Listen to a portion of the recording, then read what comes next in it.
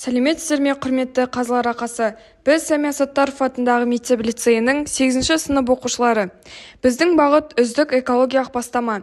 Қазіргі таңда экологиялық мәселелер, әсіресе тұрмыстық қалдықтар проблемасы өзекті болып отыр.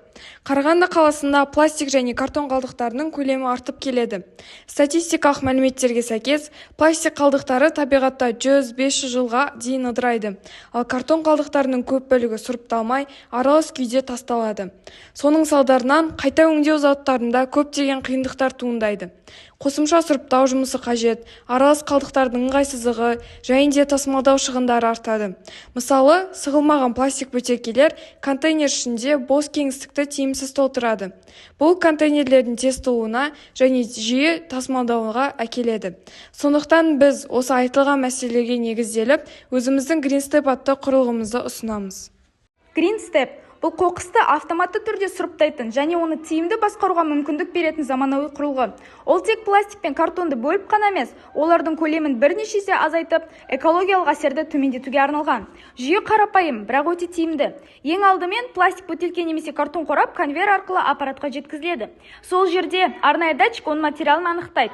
Егер қалдық пластик болса, конвейер оны автомат түрде оң жақ жәшікке бағыттайды. Ал картон немесе қағаз болса, сол жақ жәшікке барып түседі.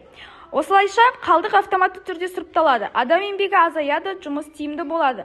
Пластик жәшікке түскеннен кейін қосымша датчик іске қосылады. Және осы уақытта гидравликалық пресс жұмыс жасап, қатты қысыммен қоқысты сығады. Нәтижесінде қоқыстың көлемі бірнеше есе азайып, контейнерде әлдеқайда көп қалдық сыяды.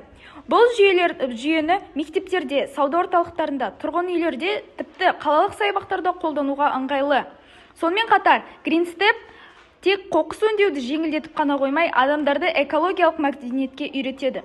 Мысал келтірсек, қазіргі балалар мен жасөспірімдер оны көріп тамашалап, табиғатты қорғаудың мәнін түсінеді. Мұндай қарапайым қадамдар қоғамда жауапкершілік сезімін қалыптастырады. GreenStep жобасының ең маңызды ерекшелігі оның экологияға нақты пайдасы. Біріншіден, сығылған пластик өте аз орын алады. Бұл қоқыс тасымалдау кезінде үлкен үнемділік береді. Көлік саны азайып, жанармай шығыны төмендейді. Нәтижесінде атмосфераға шығатын зиянды газдар да азаяды. Бұл қоршаған ортаны қорғаудағы маңызды қадамдардың бірі. Екіншіден, езілген пластикті қайта өңдеу әлде қайда жеңіл. Бұл қайта өңдеу зауыттарының жұмысын жылдамдатады және тиімділігін арттырады. Қалдықтар жаңа өнімге айналып, табиғи ресурстарды үнемдеуге көмектеседі. Үшіншіден, біздің жоба адамдарды қоқысты дұрыс сұрыптауға үйретеді. Бұл экологиялық мәдениетті қалыптастырады және қоғамда табиғатқа деген жауапкершілікті арттырады.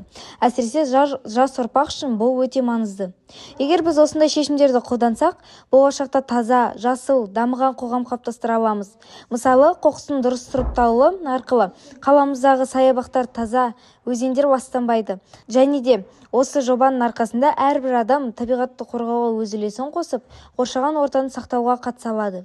Сонымен қатар болашақта экологияға жауапты қоғам құрсақ, онда табиғат әрдайым таза, ауа, ормандар, өзендер ластанбайтын болады. Бұл біздің күнделікті әрекеттеріміз бен шешімдерімізге байланысты. Әрбір дұрыс сұрыпталған қалдық, әрбір дұрыс сұрыпталған бөтелке үлкен өзгерістің бастауы.